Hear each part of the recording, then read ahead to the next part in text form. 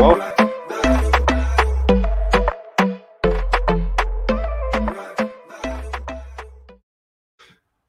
another episode of Sideline Sports here with John and Jake. Let's start off with the NFL draft, the winners and losers. And I heard something about Aaron Rodgers a couple of days ago. John, what's going on with the NFL draft? Who do you think the winners and losers are? Look, if we're going to talk Aaron Rodgers, you have to ask, we got to start with NFL draft. Start with the NFL draft, John. Okay, all right. Start with the NFL draft. Start with the NFL draft, then we'll get to a little bit of is Aaron Rodgers a Sith or I know. I see where you're going with this. Yeah. Anyway, draft. Yeah, we were talking draft. There's, I had a lot of teams in my mind were winners. Some people didn't think so. Some teams obviously were losers. Who are you guys' top winners? I guess the top three teams for you that you thought won the draft, stole the draft, and then kind of give me your losers of the draft, like bottom three that you really thought they just missed the mark. I guess, Jake, what do you think? Well, I got to start with an easy one. Chicago Bears are a huge winner to me. If you're asking me one of the best steals of the draft, when I say shocked, I was blown away at the fact that they were able to steal Justin Fields at that pick. And apparently the Vikings were looking to get him as well, but we all know how that ended. Obviously, he went to the Bears. Bears got their new franchise quarterback, which, good for them. I think he was probably the best, I would say the second best quarterback behind Trevor Lawrence, and it was close. He is a fantastic quarterback. And for me to have seen him fall like that, I was shocked. I'm just glad, honestly. I'm glad he didn't fall to the Patriots because they already got Mac Jones. Tom Brady is basically Mac Jones. Their play styles are so similar. Play styles, no, not talent. The way they play. They're so similar. Belichick was ecstatic to get him, but if you would have given him a talent better than Mac Jones. I get what you're saying, like that system quarterback that will do what is needed Pocket in the passer. system. Pocket passer, good arm, all of the same. He'll kind of do what's asked of Emperor Palpatine. I don't mean to compare Tom Brady and Mac Jones. They're not at all in terms of talent, but in terms of the two players as they play, they're very similar. That's like comparing Russell Wilson and any mobile quarterback. I could just say that because any mobile quarterback with a good arm, they're similar. Why? Because they have a similar play style. All the same. So that's what I'm getting at. So that's one of the big winners, though, is Chicago Bears because they get their quarterback and then they get weapons for him. They get him protection. They did everything right, I felt like. And I know Jacob in our chat, in our network, he was like ecstatic. He couldn't have been happier. I'm happy for the guy. I really am happy for him. He suffers so much as a Bears fan in his mind, and we see it, I'm happy for the guy. Like, finally, he has a win as a Bears fan. I'm happy for him and out there. No, I am too. I would say another big winner, the Chargers, especially with their first-round pick, Rashawn Slater. They get exactly what they needed, protection for their young quarterback. Yep. I love the pick. I love the idea of it. And I will get into my losers in a second because I'm going to build off of that. Funny enough. But I would actually also say one of the big winners, New England. They got their guy. Really? They got what they wanted. They got what Bill Belichick is sitting. He's sitting there like, I got exactly what. Because you have to understand, he's getting Tom Brady 2.0 in terms of the way the guy plays. He can mold this guy to be a very good quarterback. And that's why it's scary. You give him exactly what he wanted the whole time. I don't like that. Not at all. It scares me. I would say, though, one of the biggest losers, if not the biggest, though, no question, Cincinnati Bengals. Because you know what they did? They didn't listen to us. They decided we're going to go for Jamar Chase. We're going to go for the big name. Well, guess what? Joe Burrow's knees and legs, they don't thank you for that because he's going to get killed on the field still. Killed. Jamar Chase, great receiver. Don't get me wrong. He'll have a great connection with Joe Burrow, but Joe Burrow needs protection, not weapons right now. It's not that he's he's gonna never need weapons, but I would prefer him to be protected for now at least. I was upset about that. Giants. JB, we'll talk about this more. I can't say that the Bengals are losers per se. The pick, I 100% disagree with going Jamar Chase. I think it's stupid. I think Penny Sewell at his respective position is Absolutely. more of a generational talent than Jamar Chase at his. I think Penny Sewell will add more wins, more when it goes to the war or whatever you call that, the analytics. I think he's going to add more wins when it comes to that than Jamar Chase will. I think it'll be more of an impact. He's just not the sexy pick. No, However, I agree. I wouldn't say the Bengals were losers because they did get Jackson Carman. I know. From But Clemson, I guess what I'm saying when I'm calling them a Trevor loser in the second round, so you can't necessarily say they lost because that's a Yes. really good pick. You know, But- guy protected but at Trevor their Lawrence. pick, at their You pick have to to- take You have to Jamar look at what the Chase. But when Giants have done. Hang on. The They were my precedent next team. is what the Giants have done the last few years, where they didn't build up the line, and they Right. had great weapons, and look where it got them. Nowhere. Their offense was horrible because you had nobody to protect Eli or Daniel Jones. So getting Jamar Chase for Joe Burrow, who just hurt his knee last year, does nothing. Your first responsibility is the line. But if we're talking like overall loser out of 32 teams, you know, one of the bottom three, I wouldn't put the Bengals there just because, you know, Jackson Your Carman's franchise really. quarterback. John, Well, we're not look- going to talk to you about quarterbacks. You're okay with benching your. Well, we're your talking franchise about quarterback. the draft as a whole. Carman So, was really good. If you Joseph. can't keep I'll Joe see- Burrow on the field, what's the point? Well, we're talking about their overall draft, and like I said, Tyler Shelvin, fantastic defensive tackle. Cameron Sample out of Tulane, great defensive end, and then Joseph Osai, defensive end out of Texas. That's all defensive linemen. Those are really good players. So those are three really good picks. Jackson Carman's good. So that's four good picks that were day 2 or day 3 picks. So they had a good draft. It's just the first pick really should have been Sewell. It makes no sense why you avoid a generational talent like that. I know Chase, I get it, but I completely agree with you guys. I just wouldn't put them bottom. I would put them like middle of the pack because of that decision. However, Joe Burrow's happy, so you know as of right now, I think the He'll Ravens. be happy for now. Ravens won with that 5th pick because you know, Steelers and Browns. Look at Steelers, Ravens, Browns defensive line.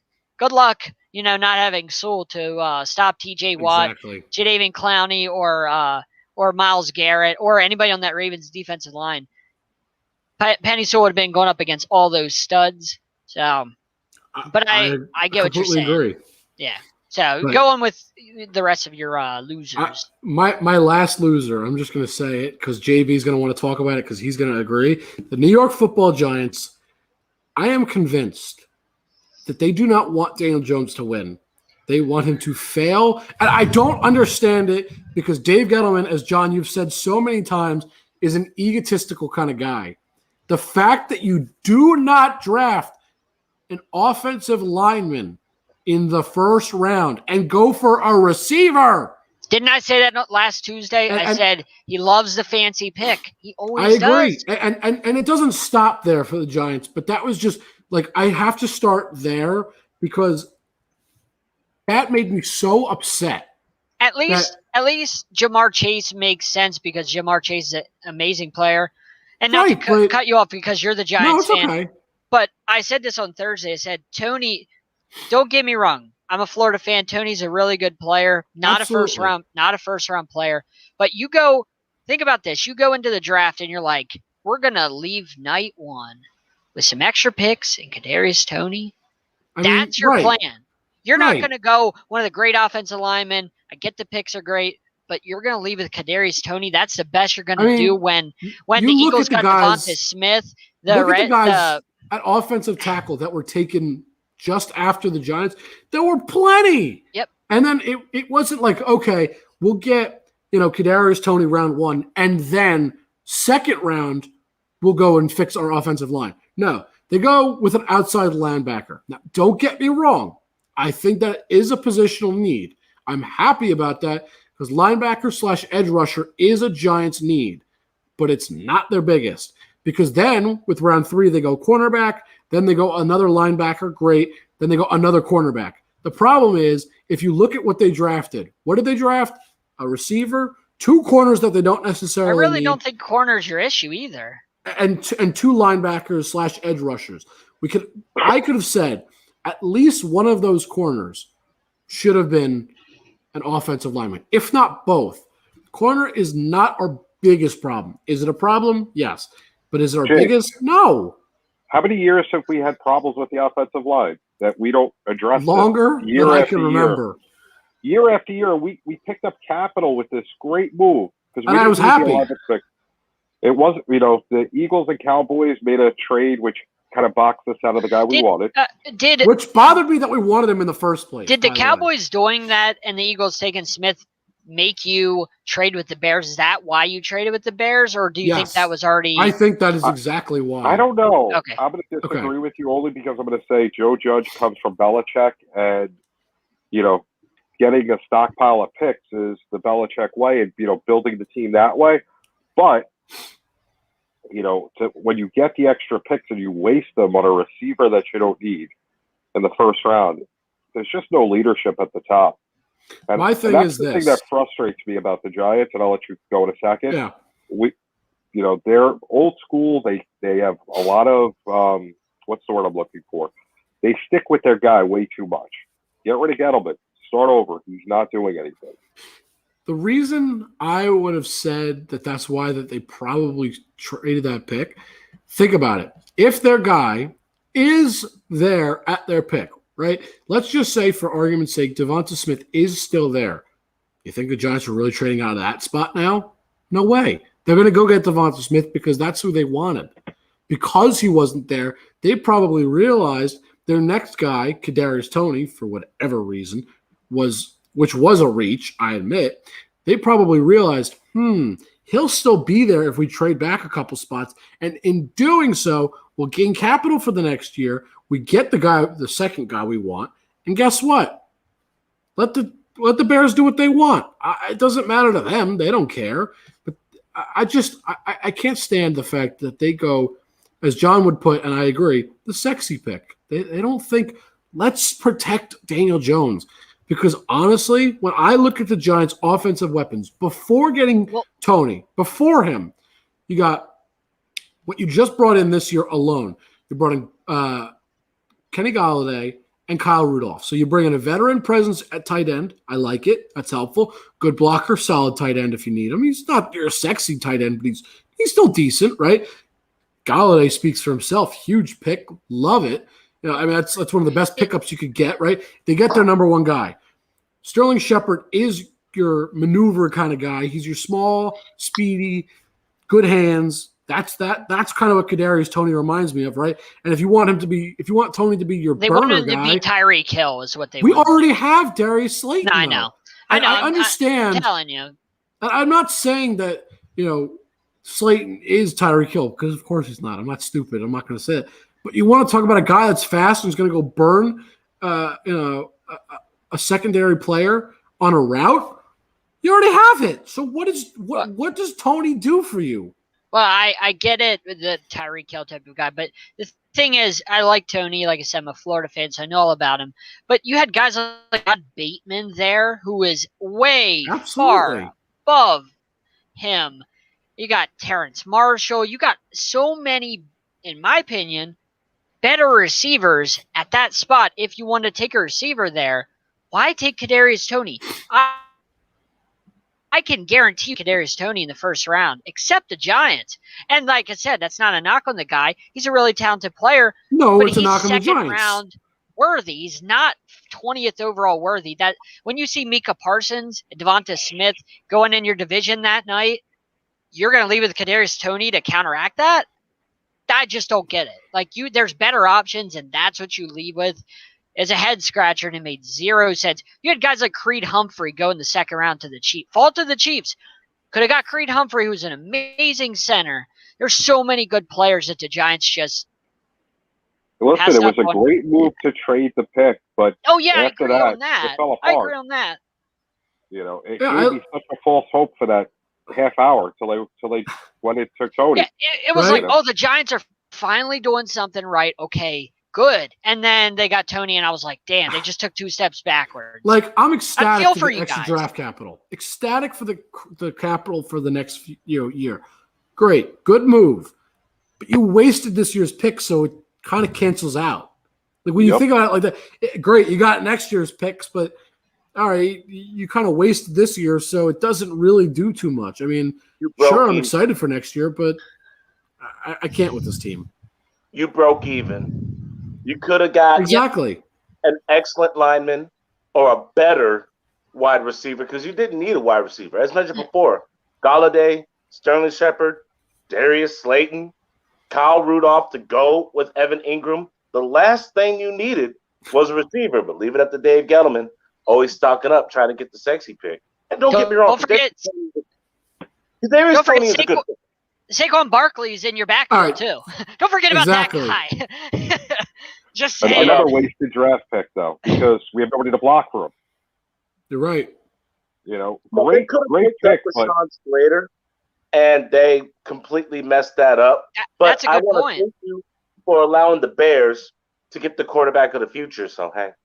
I said they were. You weren't on the show yet, Alex. I said they were my number 1 winner of the draft because that pick was phenomenal. And I'm telling you, every other team that drafted a quarterback, except for maybe the Jaguars, will regret not getting Justin Fields. I would say that Trevor Lawrence will probably be as good, if not better. But Justin Fields, out of this draft class, is my number 2 quarterback. And I'm telling you, you're going to see teams regret not taking him because he is a phenomenal player, and you put a chip on his shoulder. You just took a great player and elevated him to want to play even better. The Bears, I mean, talk about a home run. That's not even fair. It was a grand slam. I just have to say this. Perfect. I just have to say this.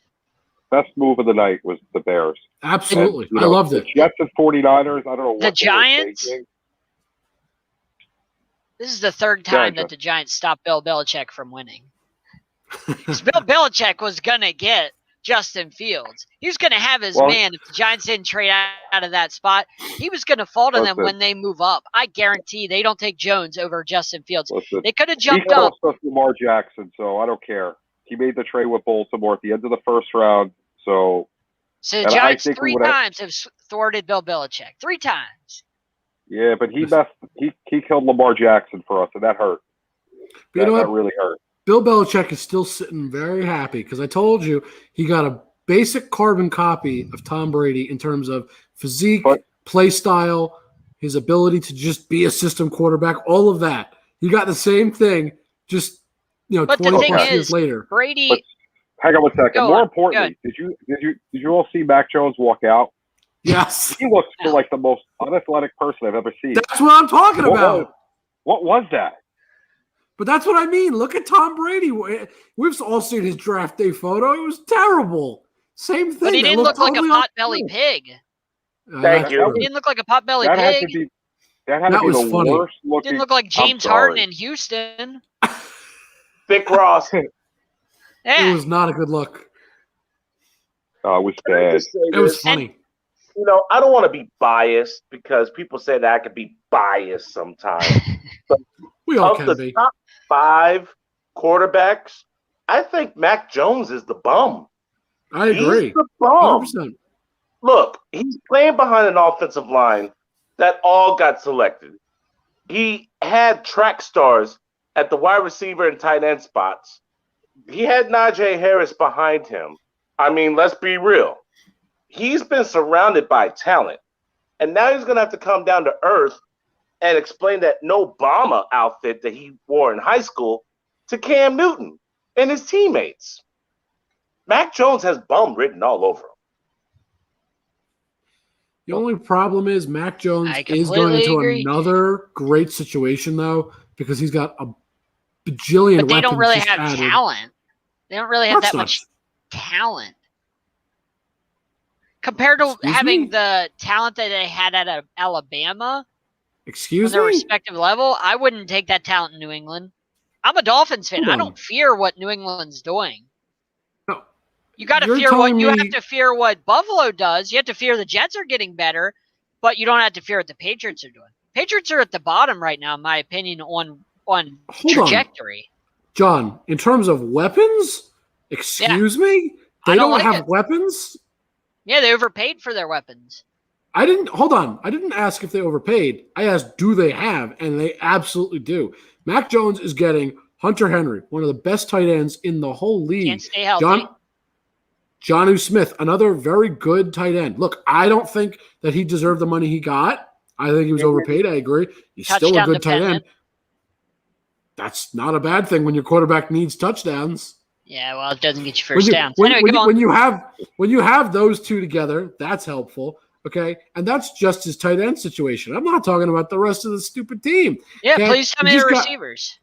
Kendrick Bourne, he's a nice young receiver. He's going to develop. Who? Do you not watch football? He's all right. He's all right. How many yards nice young receiver. 200 in his best season or something? Like, keep going. John, you want to know? Hold on. You want to talk about Kendrick Bourne's best season, huh? Yeah. All right. We'll go there. That's fine. What has he ever done in the NFL?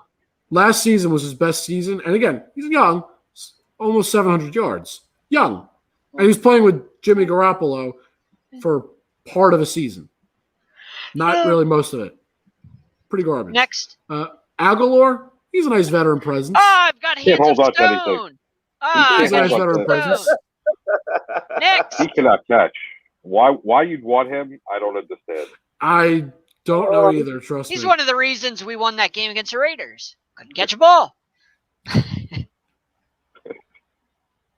That's a fair point. John on that one. But in terms of a veteran presence, that's what I was saying. That is nice to have. So that's Jacoby Myers, not great, not developed yet. It's got potential. I'm talking about potential here too. Damian Harris, Sony Michel, James White. It's a nice three-headed monster at running back. It's not the best, but it's nice. It's nice. And they lost Joe Thuney. Don't forget this lineman. He's still got a decent line. Damian Byrd is now a Chicago Bear. Chicago Bear. Which, got Trent Brown, David Andrews. Trent Brown's fantastic. It's not a bad line. Those are two good guys to have. Loaned them out to the Raiders, and once the Raiders started to suck, Trent was like, "Get me the hell out of here." See, the thing is, Brady dominated because there was no AFC East for his whole tenure, basically. Now, the AFC East, the Dolphins and Bills are right there, and then the Jets are starting to come around a little bit. They're starting to actually be competent. So Bill Belichick has to actually face a division that is on the trajectory up. So it's no longer Tom Brady playing three teams that aren't competitive. You know what I mean? Like, I get the Jets. It'll be a while before the Jets are good. But still, you have to respect the Dolphins and Bills, and the Jets are coming up. So it's no longer a cakewalk division. So that's why I don't think Mac Jones – well, I'm saying Brady always had that. Mac Jones doesn't have that. And we don't even know if Jones is going to start day one. We have no idea. I didn't say he's going to start either. I'm just saying the team as a whole, it's not like he's running into a situation where his team is total garbage. He's still he doesn't scare me. Mac Jones. Like if I went up against Fields, I'd be like, okay, maybe this guy's Lamar Jackson. Yes. I didn't say he scares me. What does Mac Jones do that? I think I'm faster than Mac Jones. That's not saying much, but yes. Well, I mean, it's not saying much because yeah, being faster than Mac Jones is not hard. If you're not going to be the most talented quarterback of the group, to go to Bill Belichick's system, that's where you want to go. Because he'll put the pieces in place for you to win, and he'll get everything ready as long as you buy into the system. So like Jared Goff, it's like Jared Goff when he was in LA, basically. System quarterback. Yeah, kind of. Similar. I mean, that's basically what Belichick does. He gets you to buy into a system, and honestly, we have to see what happens with now that there's no Brady, because again, Brady went elsewhere and won. Belichick hasn't won without Brady, so it's hard to say that anybody else could do anything. Yep, that's fair. Okay, all right. Now let's be fair. Belichick and Brady have been divorced for 1 year, and in that year, Brady found himself a new woman and won himself a title. I'm not mad. I cover the Bucks. I'm happy We about know. that.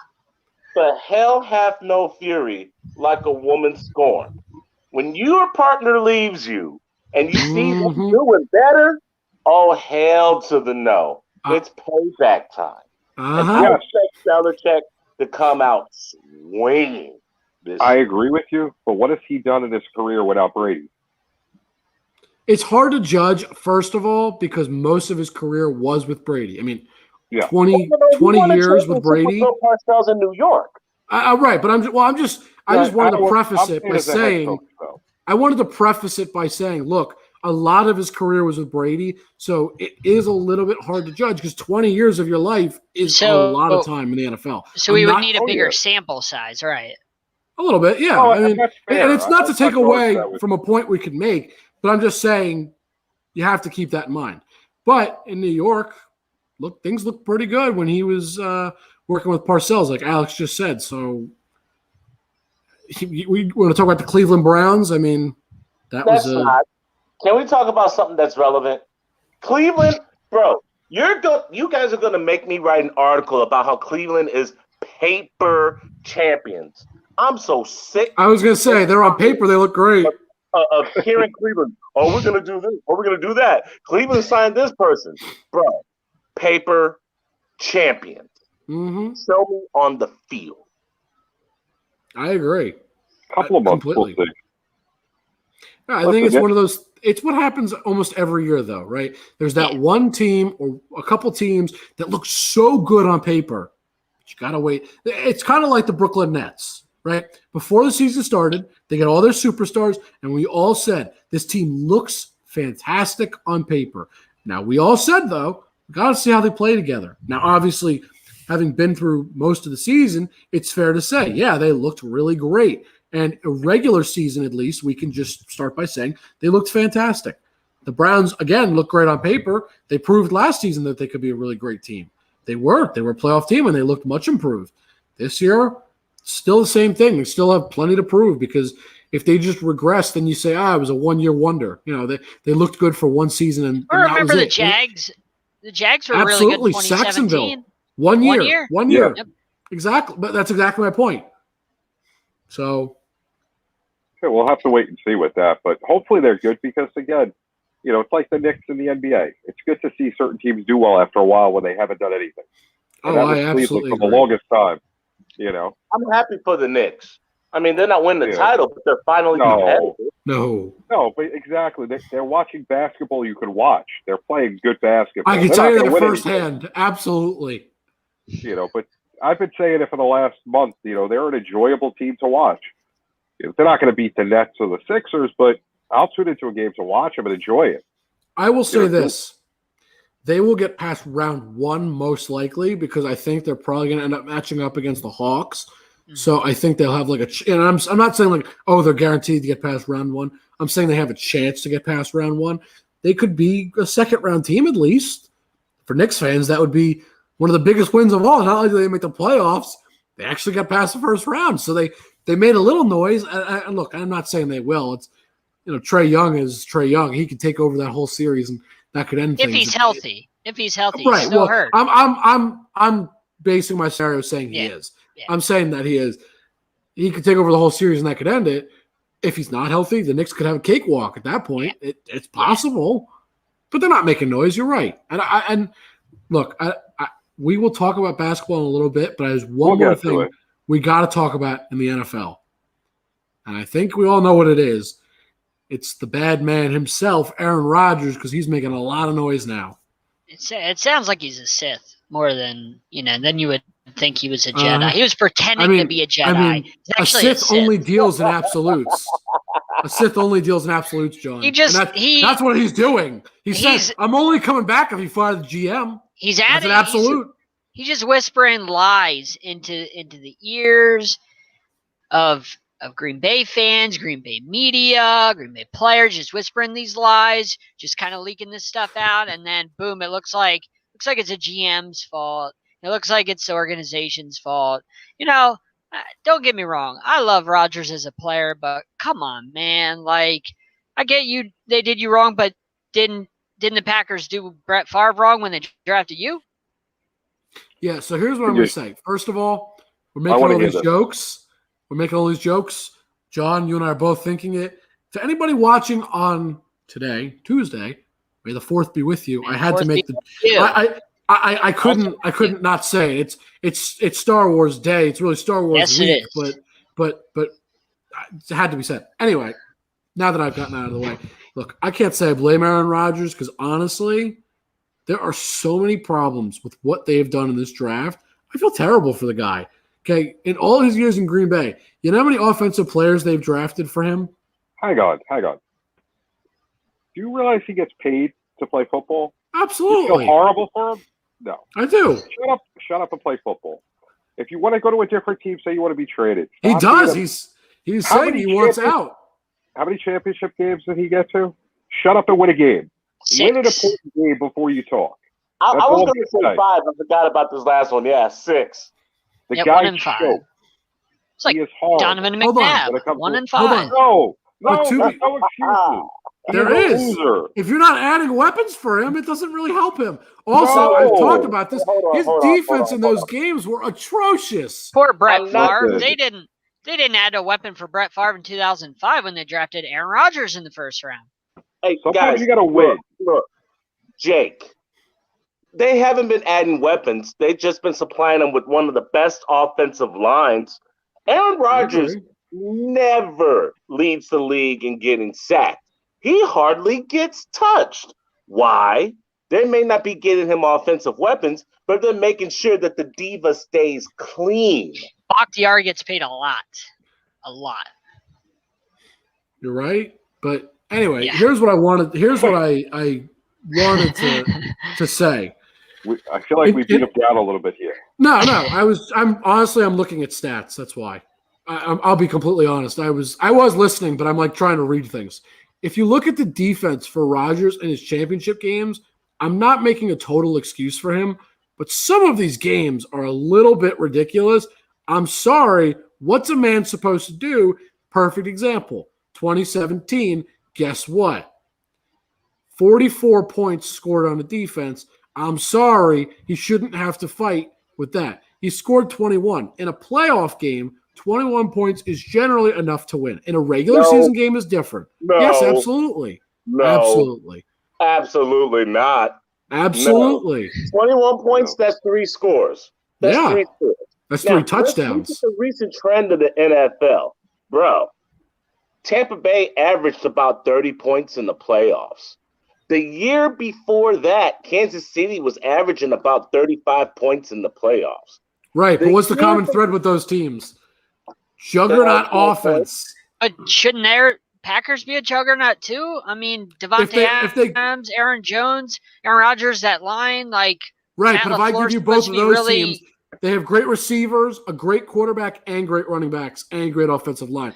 I mean- Aaron Rodgers, great receiver, singular, great running back, great offensive line. He's Saints- missing multiple receivers. Tight end. Saints. Robert Tonyan is good as well. He's good. Yeah. But he Saints- also only emerged this year. So you can't say that for every year. Yeah, but Every the Saints other are in the year. same scenario. Michael Thomas is their only receiver, and Alvin Right. Kamara And why do they keep hell of a running what back. keeps happening to them? They lose in the playoffs. Well, they have some weird. ah, luck. that's a common thread now. They have some Aha. weird- No. Theirs is no. different. Theirs is some They weird got- luck in the playoffs with that They got the pass referee interference to- call, But anyway, hold on. Let me just finish. the this point. Minneapolis Miracle. 2015, Aaron Rodgers and the Packers lost 28-22. Now, that might not seem significant, but when you hear this part, you think, oh, that's a bit of a problem. The Seahawks were trailing 19-7 with 5 minutes left in the It's game. not a lot of points. 19. No, my point is, John, is that they scored 21 points in 5 minutes. Well, That's to be a fair, terrible defensive fair, mistake. that's Maybe if the onside. offense would have held on to the ball, yeah, you that wouldn't have that onside problem. kick.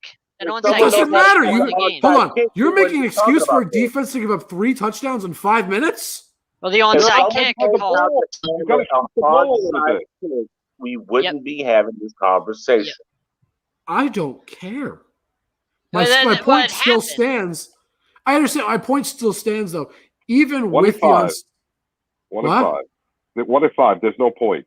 There is, because that's two instances where his defense totally fell apart. If you look at the game, the special teams is not his fault. If you look at the game inside the game, why did they lose that? Why did they lose that Bucks game? They didn't score a lot of points. Aaron Rodgers had a lot of 3-and-outs. Oh, that game I agree. They had a lot of golden opportunities that Rodgers could not help capitalize on. Why didn't Rodgers run that ball in for the touchdown to potentially tie it when they were down by 8? He should have ran it in. He was scared. The end zone was wide open. It was like an 8-yard run. Nobody was near him, and instead he threw it incomplete. They end up kicking the field goal. He could have ran that in. That's on Rodgers. I agree. There's plenty. I watched a lot of Packers games, a lot of playoff Packers games. There's a lot of times where Rodgers, it's not just on the defense. He's in these lulls where he goes 3-and-out, 3-and-out, 3-and-out. Then the defense gives up points, and then it's like, oh, that's on the defense. But Rodgers gets in these lulls where he just doesn't score, and then that puts it on the defense, or he doesn't take advantage of the defense turning the ball over. Then they get a field goal, or they end up punting because Rodgers gets in these weird, like Russell Wilson type of fits. I can't. It's weird. So let me just point this out. Just saying. No, I agree. So hold on. So 2 years ago, 2020, his defense gives up 37 points. So you really going to make an excuse for that? I don't think so. That's poor defense. Even if he didn't score enough points, he shouldn't have to outscore 37. About against the 49ers. The Niners? Yes. That game was over. Yeah, there's more to it. I understand. But Did you watch what their defensive line did to Rodgers? He was terrified. No, I'm just making an argument that his defense is not helping. I've never seen Aaron Rodgers that scared in my life. He was terrified of Nick Bosa and that defense. Terrified. Yeah. He had no confidence. None. He had zero confidence in that game. Then the Niners run game just smashed the Packers run defense and at him over and over. San Francisco 49ers looked like Tina Turner before she got her nerve against Ike. Okay? He was petrified. Yep. So you just have to sometimes look at the game inside the game and not just say, well, they gave up this many points. There's nuances. I'm making the argument that his defense was horrid because when you look at it, okay, against the Bucks, they gave up 31 points. And I do agree with what you said, though, John. I do agree. Rodgers is partially to blame for that. So fine. I give one game so far that we've looked at to blame on Rodgers entirely. I'll give it to him because he should have scored more points. And I agree. He made mistakes in that game, and I can recall that. Yep. San Francisco, a team, your defense gives up 37 points. I'm sorry. I don't care what happened in the rest of the game. 37 points is ridiculous. That's too much. I agree. But going into that game, we all knew. So that's 1-1. The Falcons, 44 points. We know how that was. That's ridiculous. So now you got 2 games on the defense, 1 on Aaron Rodgers. Okay, that's just, again, so far. I'm looking game by game here, so bear with me. Okay, Seattle, I just told you about the defensive mishaps. Even though Aaron Rodgers may not – you can give 19 points? No, he scored 22. 22, ooh, yes. So I could give one – so fine, we'll give one to each. We'll put a blame on both. 3 for the defense to blame, 2 for Aaron Rodgers. So one if for you watch that – We'll give it both. We'll give it both. Yes, they're sharing blame on that one. Because they got a field goal when you were saying it was 19-7. So they got a field goal. So maybe if they would have held on to the ball a little bit longer. But you also gave up 3 touchdowns, so that's why I'm saying both deserve blame. If you watch that Falcons game, they were down 28-0 at the half. Yeah, 28 points is a lot for your defense to give up, but that's also 0 points that Aaron Rodgers scored. I remember watching that game. 28-0 at the half. Game was over at the half. Rodgers was awful in that first half. And by the time halftime hit, game was done, so Rodgers wasn't going to do anything. So that's on both, in my opinion. If you're going to use that scenario, they were down 28-0. New England came back 28-3 and won that Super Bowl. All right? Just another reason that Tom Brady's better than Aaron Rodgers. Aaron's flashy. Aaron's excellent and a sniper on the field. He doesn't have the heart. Yeah. I mean, you just got to shut up and play. If you want to be traded, say you want to be traded and just leave it at that. He does, though. He's saying he wants out. He's made that very clear. He said it before. Now shut up and let the GM do their job. You keep saying it, you're hurting the team you're on's chance of trading you. The more you talk about it. In my opinion, it doesn't help that you're out there lobbying for the full-time gig on Jeopardy too, when you're in the off season and football's only 4 months away and you're lobbying for the full-time gig on Jeopardy. Well, what happens if you get that? What He'll happens happily if retire. Well, yeah, well, I'm saying what if the Packers trade what if you get that gig and then the Packers trade you? You get what you want, but then you already took that gig on Jeopardy. Why are you lobbying for a full-time position somewhere else when you already have a full-time position in the NFL? It doesn't make any sense. It doesn't add up. Do that to your fan base. Why, if you really want traded, but it doesn't you make could tape sense. like 4 or 5 episodes a day for Jeopardy. Nah, it's not the same with Jeopardy. You got to be committed with something like that. He could record enough episodes to get him through the season. You got to be all in with Jeopardy. You can record enough and get it done.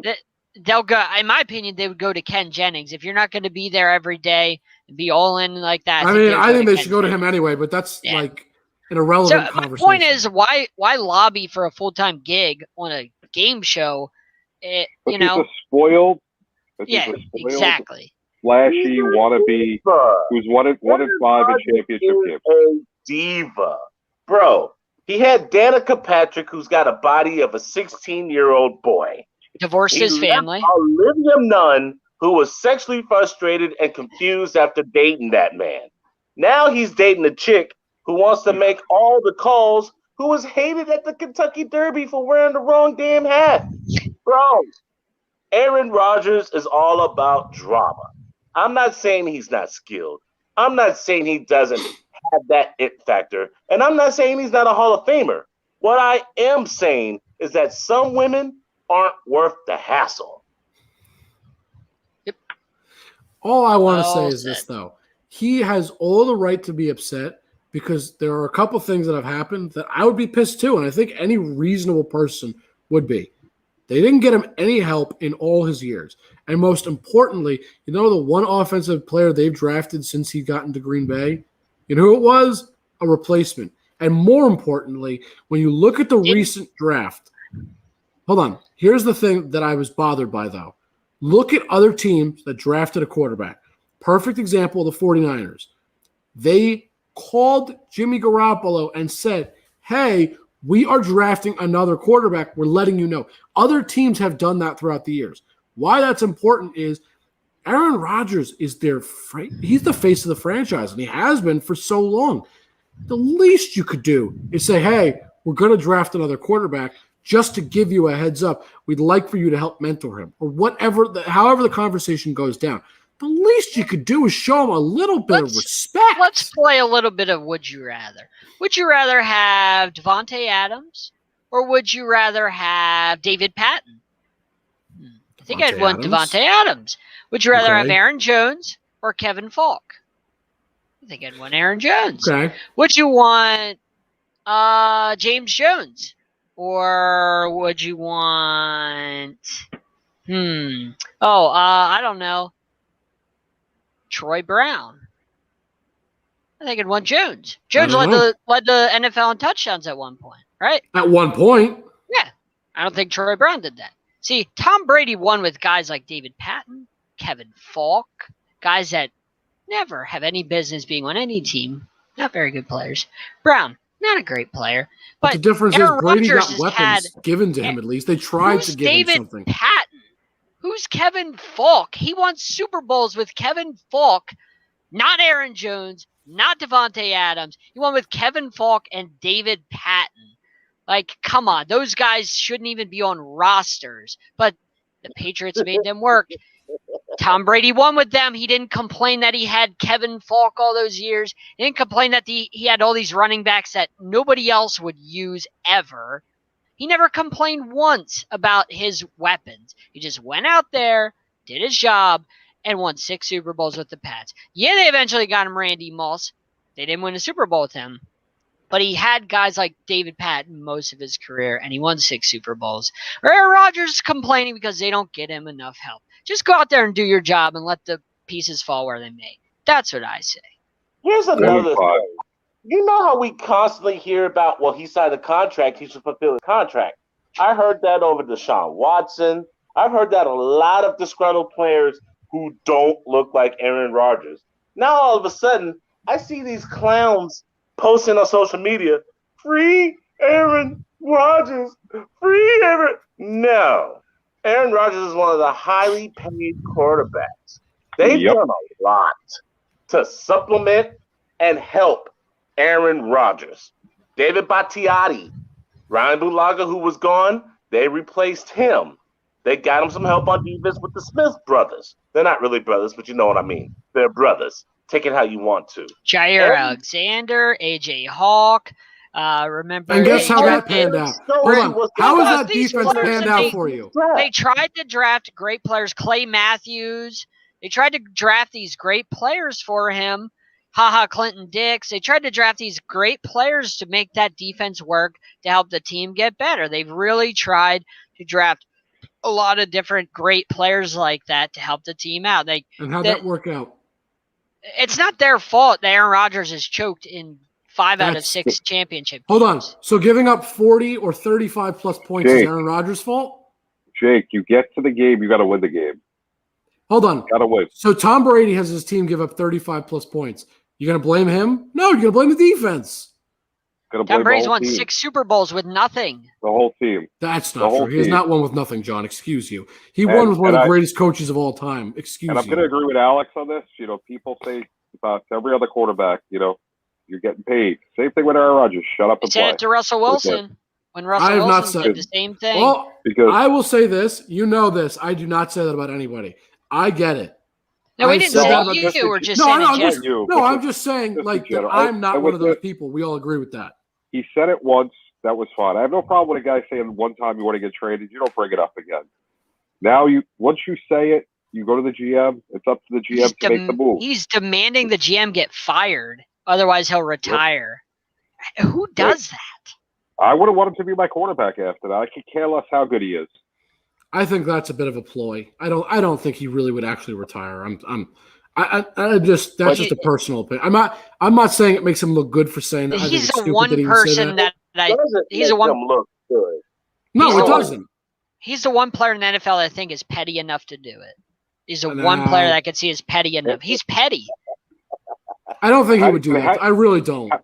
How do you say that, though, as a professional? I agree. I'm not disagreeing. I think that was wrong of him to say. I'm not disagreeing with that. I wholeheartedly agree. How good he is. No, I no agree. Respect for that man. No respect. Oh, I don't know about that. I have no respect for him. He needs to learn to shut up.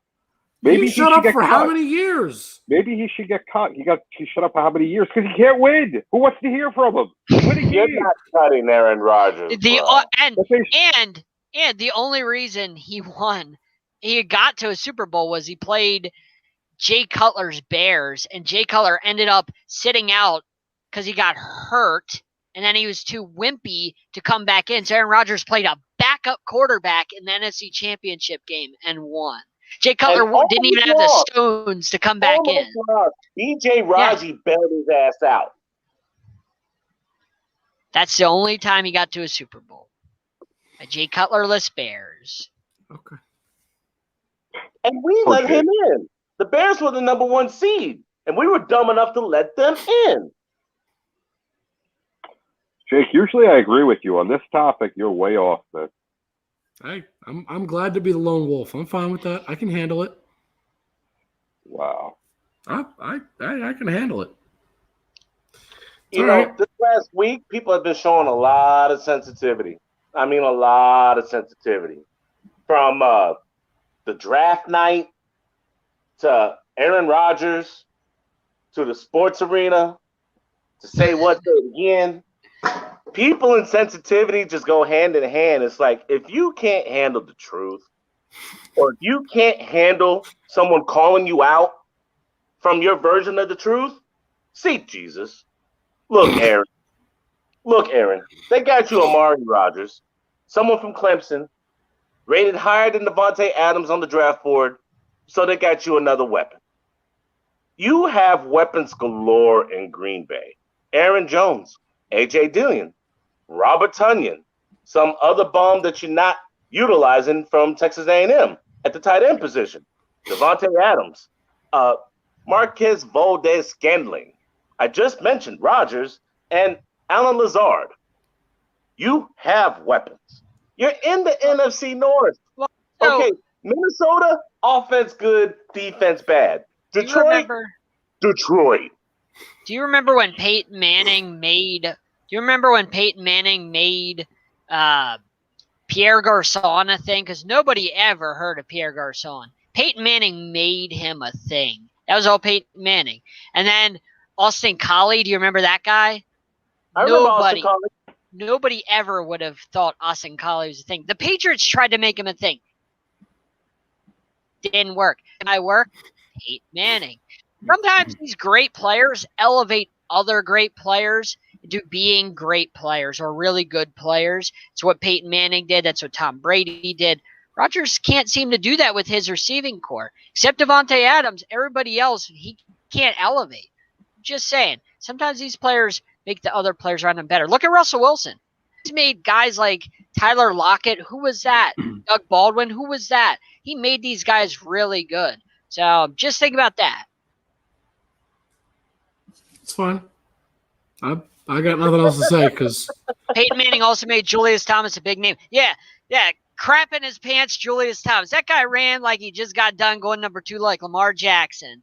You ever watch Julius Thomas run? He tried in Jacksonville. Did not work. That guy could not run to save his life. He probably ran like 7 seconds for a 40-yard dash. That guy was so slow. Peyton Manning made him work. Jacksonville could not make him work. Just sometimes these players elevate other players into being really good. I can't argue with that. I mean, I can't. I'm not going to sit here and argue that some I was players just going don't. by John Mizek's comment. No, I know. That's a I'm just saying. point. I don't mean to say like, oh, you're wrong for bringing that. I'm just saying like the reason I have nothing to say is because I'm not going to argue with that. You're absolutely right. Like, could not agree more. Julius Thomas. Oh my gosh, that guy was terrible. Horrible. I don't know how Peyton Manning made him good. I have no idea. Peyton Manning was a special man, that's for sure. That's how. Seriously. That's how. All right, now that the Sith is dead, is that it for the NFL? I don't have anything else personally, so. Oh, come on. What, you got something? Rodgers reminds me of watching the Yankee game as we speak right now. What happened? Big flag. We'll slope around to the third. They threw it, throwing error. We just scored 3 runs. The base is cleared. Looks like we took out the catcher of the play as well. Oh, I love to see that. I would say Rodgers is like Darth Vader. I would say that. No. I mean, think about it. He was like Anakin Skywalker. Hold on, John. I don't mean to cut you off, JB. I just saw what you're talking about with the catcher because I'm a little behind you. Oh, boy. That's how far behind are you? I'm on my computer. That's why. You're probably watching on the TV. Plus, I'm streaming on Yes. Oh, boy. This man just got trucked. Like, this looked like Derrick Henry's stiff arm hit. Ow. You don't see that in baseball anymore now that it's illegal. And I don't mean to get off topic because, John, I do want to hear what you have to say, but hey, guys, Zion just went to the locker room. Something's wrong with Zion. Uh-oh. That's not good. Well, that's a breaking story. I mean, in development, of course, but definitely something to keep an eye on for sure. That's not good. Do we understand how monumental it was for Chicago to pick Justin Fields as their quarterback of the future? He was a great move. I believe, if I'm not mistaken, correct me if I'm wrong, because I know we were talking about this. I think he was the first African-American or black, if you want to say, whatever you want to describe him as, quarterback that the Bears have ever taken. John? No. Second. John? Second? First franchise. Okay. I know we talked about it in our group chat. I'm sure they've taken like a 7th round pick or somebody. Yeah. I couldn't remember exactly what it was, John, but I know we talked about that in our group chat. That's why. Was Bobby Douglas. He played for the team for 1 year. I was going to say, I don't know who that is, I'll be honest. And then the other owners were upset that someone that didn't look like them was playing in a position of power. So he only played 1 year with the franchise. Yes, Chicago was first, but you know how that goes. Cordell Stewart played a total of 9 games at the quarterback position for the Chicago Bears. So no, Jason Campbell. And Jason Campbell played a couple of games. Yeah. We're talking about first round pick future starter, Real Face draft the pick. franchise Yeah. eventually. Castle, Yeah. Face the Justin franchise. Fields. Yeah, When they've you never draft a guy actually in the done first this. round, that's going to be the face of your franchise. Absolutely. Like Tua, who we like to keep benching in Miami. Look, Makes when I sense. heard stories after Fields got drafted of other people that of color that were weeping in happiness, tears of joy from this, that speaks volumes of how much this matters to folks, that root for the Bears or just have been following this story. It speaks volumes. Absolutely. It really does. So I'm happy for all the folks that this is affected in a positive way. Yeah, absolutely. I'm just glad the Giants were part of it. You see? Look at that. Giants did something right. They made another team good. Okay, go Giants.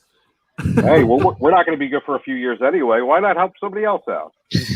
Fair enough. All right. I would love to talk. The Giants finished third in the NFC East. They finished third. Washington football team, Dallas Cowboys, They actually won the division, Giants, Ellis. Philadelphia Bums. They actually won the division. I don't know what you're talking about. That last game was bogus. So if they better come out like with firecrackers up their butt this year. They're not. Every time they play a division game. And they better make sure they smack down the Eagles like they've never hit guys before. John, otherwise, you know what? I have no respect for them. No shot, JB. No shot at all. So why? Because they're the New York Football Giants. So if the Eagles win that game, it's interesting how history works, even though it just happened 5 days ago. If the Eagles win that game, then the Giants go ahead of the Eagles in the draft. The Giants don't make that trade with the Bears because they don't have to, because they get their receiver that they want, because they ultimately wanted Devontae Smith. But the Eagles were in front of them, ended up being in front of them. So it's funny how this ends up working, where the Giants would have had Devontae Smith had the Eagles actually tried and won that game, which they could have won, but then they sat their guys. So it's funny how history works, and then who knows how, the rest is going to pan out. Yeah, well, is what it is. Anyway, I would love to talk more football, but I know we have a lot more to talk about. I will throw it to JB first for basketball, because I know you got some stuff you want to talk about. So do we want to give Carmelo Anthony some props after not being in the league for how much of last season? The former Knick, as Jake is modeling tonight, cracking the top 10 in the NBA history of scoring.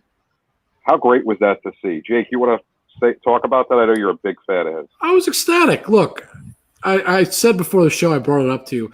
The inside of my jersey, on every Knicks jersey, it always says, once a Knick, always a Knick.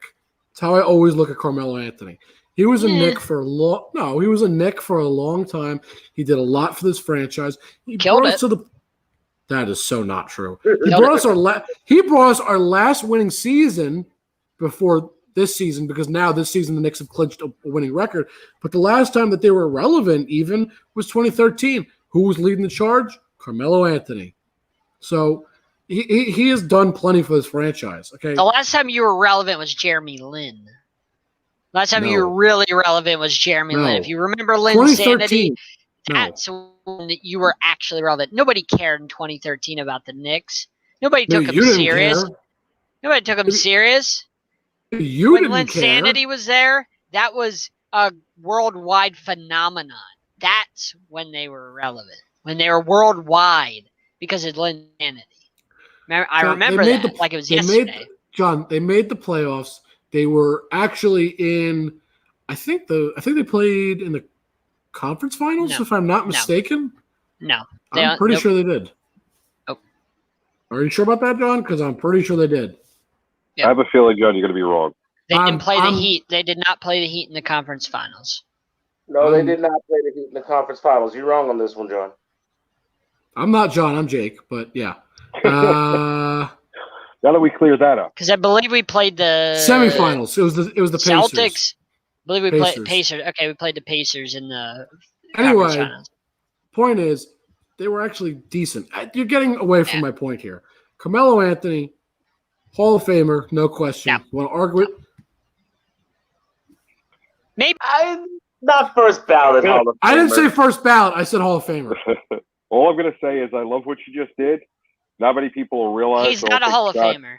How is he not? But NBA, he's like Vinny Testaverde. No, John. He's Reminds a me of Vinny Testaverde. Yeah, a lot of stats, but what has he actually done? John, he's a great player, John. What has he done?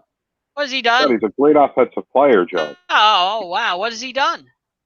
Please tell me what has he done that's relevant. Okay, I can say that about just about every player in No, NBA well, history. Vinny Testaverde's in the top 10 in passing yards. Would you put him in the Hall of Fame?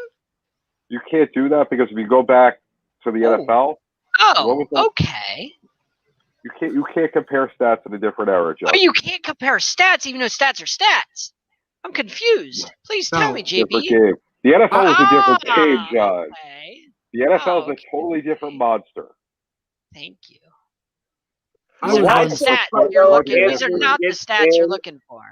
And by the way, Carmelo John, Anthony Vinny is in Testaverde, the Hall not of Fame top for the 10. simple fact that for what he's done for USA basketball. In the Naismith, Olympics, that yes. man is money. Naismith, yes. But if there was an NBA Hall of Fame, he wouldn't be in it, in my opinion, because he hasn't done anything. What's he done? He's been a bum. He ruined the Knicks. He's ruined the Knicks. Just ate their money all them years. Yeah. He Just ruined. ate He their money did not all ruin the the Knicks. years. They're held He did back not by that ruin the Knicks. bum. John, No, how did he ruin One the of the most Knicks? overrated players in NBA history. God, you realize there's 5 guys on a basketball court. Carmelo was always the best one when he was with the Knicks. It's not When he his was fault with that the he tried to keep- Nuggets. You know who else Oh, well, was on that team? It wasn't hard to be the He had best when you J.R. were on the Smith, Knicks. real genius When you were player. When you're on the Knicks, it's not hard to be the best. Just say. When he was on the Nuggets, that's when he was really good. Other than that, he's done absolutely nothing in the NBA. You Wow. are so far Nothing. from wrong. I would never So far put that from man in the NBA Hall of Fame. You could Naismith, yes, but NBA, no. But there's no NBA Hall of Fame, so Okay, that really is doesn't the matter. same thing. By the way, that is it's the not exact the same thing. It is not the same thing because Naismith adds in your Olympic things, it adds in your college things, it adds in all the things you've done in the game of basketball. John, if you look up NBA Hall of Fame, Naismith Hall of Fame comes up.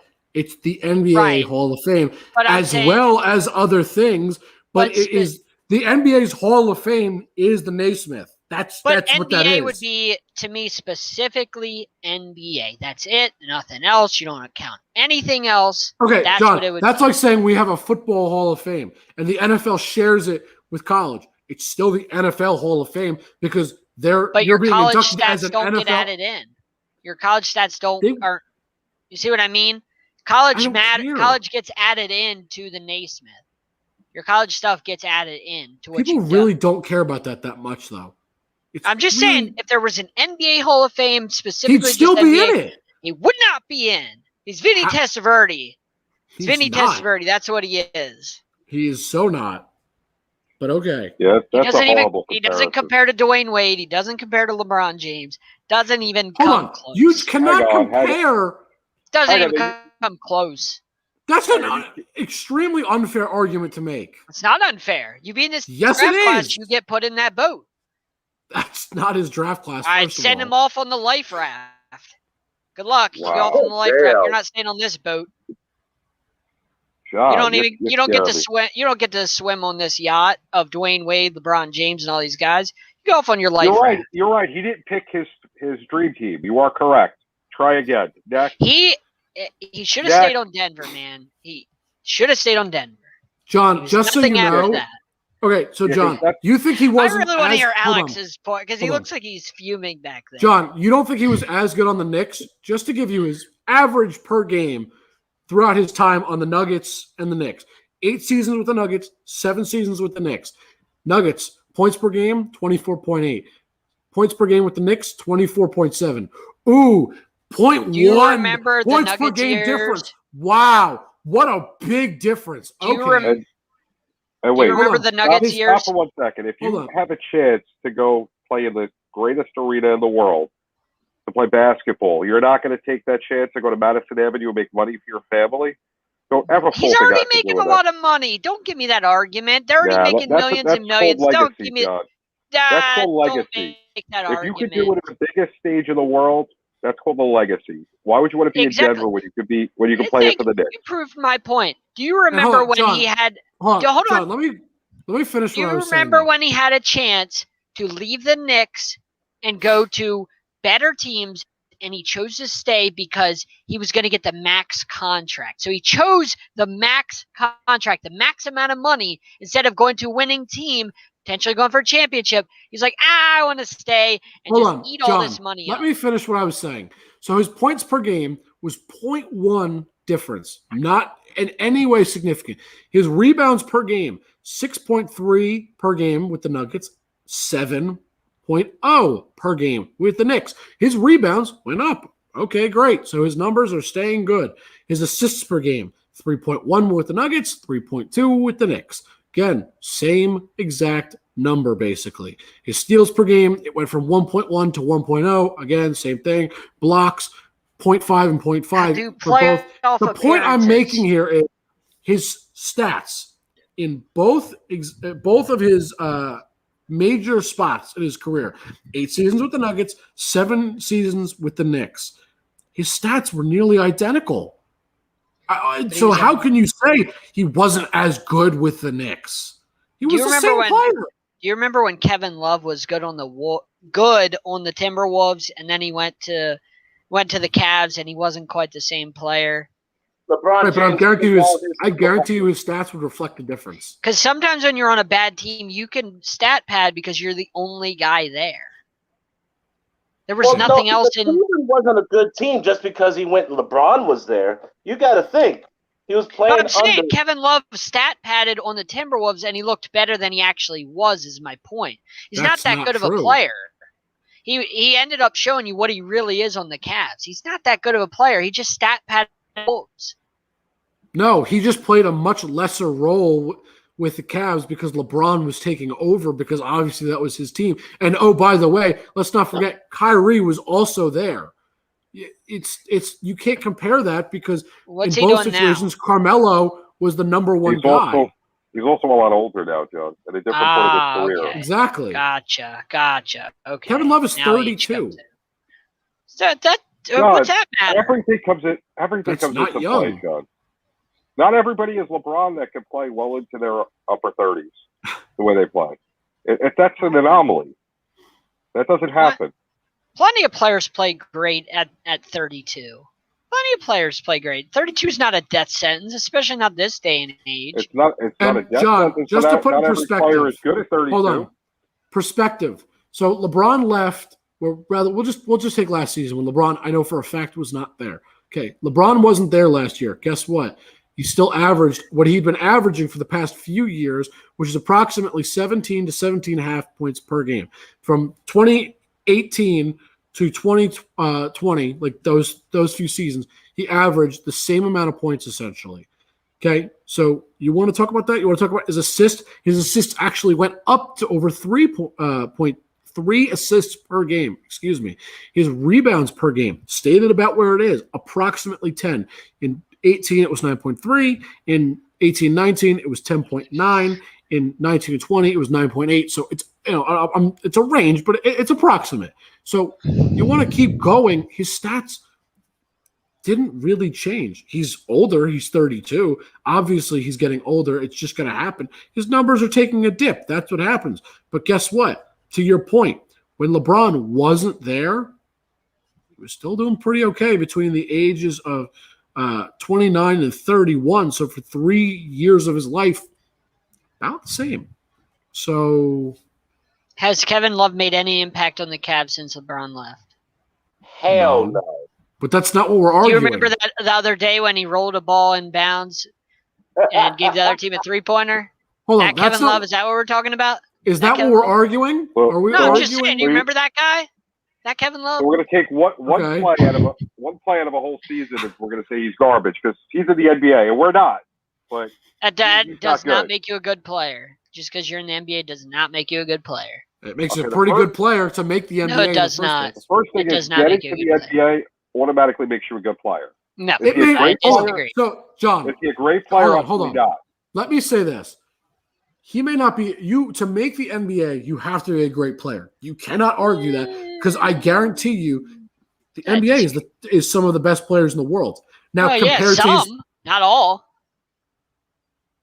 As I was going to say, compared to some of his peers, he may not be, or a player may not be as good, But to be in the NBA in the first place is one of the most incredible accomplishments, just like it is to make the NFL, MLB, NHL, MLS, any major sports league. Why? Because it says you're in the top whatever percent of your sport that play. So it's impressive nonetheless. There are tiers in every sport of, the best and then the worst, absolutely. But even the worst are still great athletes and incredible players at their respective sport and their own craft. You cannot deny that. Not every player. Guys, can I bring something to your attention? Yeah, please. You remember all this talk about Deshaun Watson and massages and these alleged 22 women who had beefs and gripes and all this stuff? And it's been kind of quiet for like almost 3 weeks now. And I know. You would think after being called out by Rusty Harden that some charges would be produced. Yet, no charges have come forward. What does that tell you? Honestly, I think what it does say for now, and I'm saying this because I'm trying to look at every angle. Yeah, there might be a hint of BS, but it also could just be legal things behind the scenes because legal things do take time. So I'm not defending anybody. It has to be said that we don't know what's going on, and there's definitely a strong possibility there are interviews being conducted, filings being filed, things going on behind the scenes that happen in the legal process. You just don't necessarily always think about. I have problems with it to begin with, though, because no one will ever know 22 if it's a real number or not a real number. I agree. I'm not here to judge, but if one of those 22 who waited could have stopped, so one of the other ones, if they are true, they're kind of at fault here. I get that it's a bad situation, but piling on at the end doesn't help. No, but I will say this: if you really have been affected, I don't care if there's 10 people or 1,000. If you're one of the victims, and I'm saying this in the scenario that something really did happen, you have to come forward. Why? Because it's not to convict the person. At that point, it's more of a closure thing for yourself. I'm not disagreeing with anything you say. I hate when you see an allegation and then all of a sudden it's 30 or so many. Where were you all this other time? All of a sudden now because someone else said something you could step on. I don't know. I'll argue the other side and say this. Sometimes when multiple people come forward, you start to feel a sense it gives you the confidence. Yes, there's other people like me, and you feel more confident to come. I've never been in that scenario, so I can't understand personally, but I can see what might be happening. The more people, though, that someone does something wrong to me, I'm not waiting 2 years down the line to report. I agree. I'm not going to have somebody else give me some power to embolden myself to say that somebody did me wrong. And the one thing I hate about this is that his image is tarnished regardless if he's innocent or not. Because in the court of public opinion, he's already been hung. That man could be innocent 3 times over. But yet you're going to have hillbillies, hypocrites, and people who don't like to see athletes with money say he was guilty. The only thing that got him off was his money. Stop. Yeah, I mean, it's just a shame, and it's a horrible situation. I think in situations like this, where if it comes out that the accuser is making up a story, they need to be in just as much legal jeopardy as the person who's accused. Nobody wins. Nobody wins in this. Because, there's no way to ever make it up to him if it's not true. Now, I don't know if it's true or not. I don't have an opinion either way because I wasn't there. Agreed. But, in any situation, it happened with Mike Tyson. It happened with, countless other public figures. Well, here's what I'll say to what you said about they should be in trouble. If it's false, I agree because it's both. If it's written, it's libel. If it's spoken, it's slander. If it's both, it's both. So it's illegal to lie about that. Regardless. But to piggyback on what Alex said, I know he said that, if somebody harms you, you're coming after him. But it doesn't always work that way. I took psychology classes. I know how some of the behavioral things work, how the traumatic things work. It's hard when you go through something like that. it's not, you don't exactly think logical and say, well, yeah, I should go and turn him in or turn her in. Well, no, you might think, well, what if I do and this person comes to my house and attacks my family? Things like that do happen. You sometimes have to worry about those things because they know they have a key to your house, or they know where your family's at. Things like that do happen. You may not think about that, but those things do happen. Just traumatic wise, you have to think about, how scarred you are. And sometimes when people get abused, they end up going back to the abuser. They do. I mean, I had people in my family that were abused for years and years, and they kept going back to the people that would abuse them, because what they do is they scar you, and then it's something where It's when they scar situation. you, it's a sad situation. When they scar you, you keep going back to them. You don't want to, but you just keep doing it because they scarred you for the rest of your life, and that'll never go away. Sometimes these women or these men, they're forever ruined, and it takes years and years of therapy. And it's hard. I have a psychology degree, and I get right. that, but at the same time, that the first person that if it truly happened to victim number one, that victim now has 21 other victims on top of them because they weren't strong enough to say something.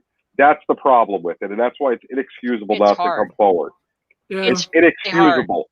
You have a right to, if you have to protect other people in that situation, because if they did it to you, they're going to do it to other people. And if any of this is true, because I don't know if it is or it isn't, I don't care either way.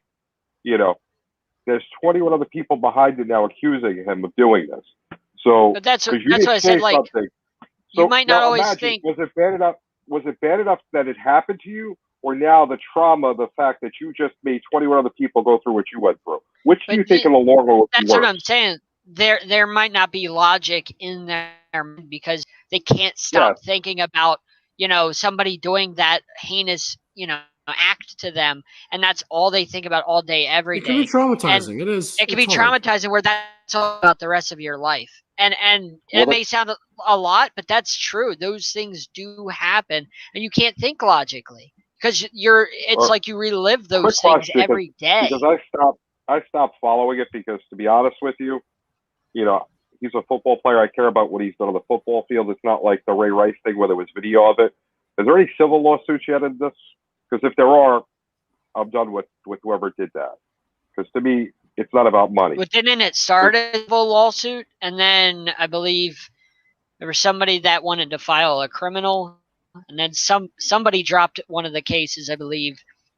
Okay. At least because from what I know. It started as a civil. That's what it started as. Because once that's the route you're going, there's a problem. Because why are you worried about money? That was the very beginning, yeah.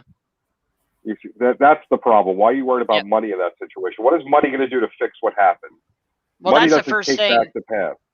That's the first thing everybody goes after. That's the first thing Watson said was they wanted me to pay them. I forget how much money he said. They basically tried to blackmail him, is what he said when this all started. That was the first night when this came out. Wait, he is a blackmail. That was clever. But yeah, once you go, listen, no one will ever know if it really happened or not. It's not, there's no proof of it. So I'm not going to take either side on it. It ruined his reputation. If he did it, you know what? He's got to live with the fact that he's done that and his reputation's ruined. If he didn't do it, all of those women, that's a horrible thing to do to somebody. There's no good side to whatever happened in any of this. Nobody wins. I agree. There's no winners in this. And why does this case get so publicized? But like we said, like John said over there, the Wheeler case just got basically one day on the ESPN headlines, and then the next day it doesn't exist. Like basically, like why? It's the way the media why is that works not being sometimes. talked about weeks and months later? Throw up Chad Wheeler whenever I spoke with Travis Kelce. I felt the need. But other than that, they tried to sweep that under the rug. Because Deshaun Watson's didn't you basically make NFL quarterback, African American male?